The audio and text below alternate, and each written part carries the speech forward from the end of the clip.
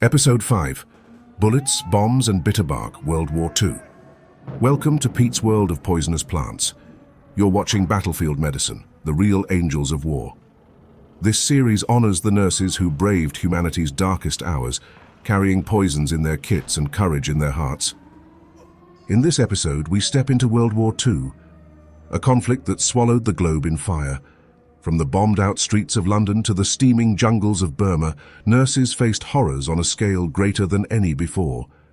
Picture the scene: the wail of air raid sirens, the thunder of bombs shattering hospitals, soldiers dragged in from battlefields torn by bullets and shrapnel. And there, amidst the chaos, nurses bent over stretchers, sleeves rolled up, working by torchlight when the power failed, never knowing if the next bomb would fall on them. Their greatest enemies were not just bullets and burns, but disease. In the tropics, malaria stalked entire armies. Soldiers in Asia collapsed with fevers, chills, and hallucinations. The nurse's only weapon was quinine, extracted from the bark of the cinchona tree. Bitter as gall, it was swallowed under protest, but it kept men alive. Without quinine, entire campaigns might have been lost to mosquitoes before a single bullet was fired. Morphine, drawn from the opium poppy, was still the battlefield's greatest mercy. Ampoules carried in pouches were injected to dull the agony of shattered limbs. For many, it was the difference between screaming through evacuation and slipping into a bearable haze. But every injection was a risk. Too much and a soldier's breathing slowed, never to start again.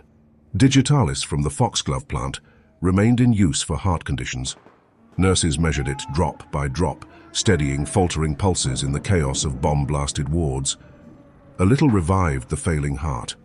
A little more could stop it forever. And though poison gas haunted the memories of World War I, it was not unleashed in this conflict. Both sides stockpiled it, fearing its return. But for once, the horror stayed bottled.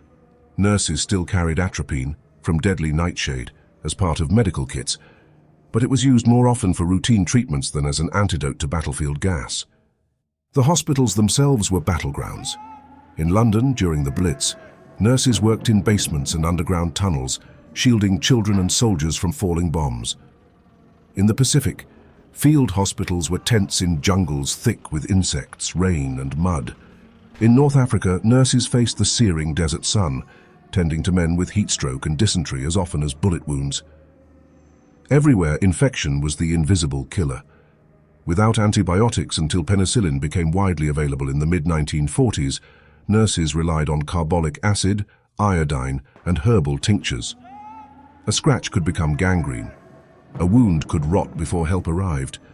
Nurses fought infection tooth and nail, often with nothing but boiling water and bitter plant remedies. And still they carried on. Thousands of nurses lost their lives in this war. Some killed in bombings, some captured as prisoners, some executed in cold blood for tending the enemy. Yet they served in every theater, every front, bringing mercy into places where humanity had all but vanished. The poisonous plants they carried, cinchona, foxglove, nightshade, opium, were not tools of death in their hands, but fragile lifelines. Bitter bark to fight malaria, morphine to quiet agony, digitalis to steady hearts, atropine to ease spasms. Nature's most dangerous gifts wielded with compassion. By the war's end in 1945, nurses had treated millions of soldiers and civilians. They saved countless lives, not with guns, but with poisons turned to cures. They proved once again that in war's darkest nights, nurses are the real angels and the bravest soldiers of all.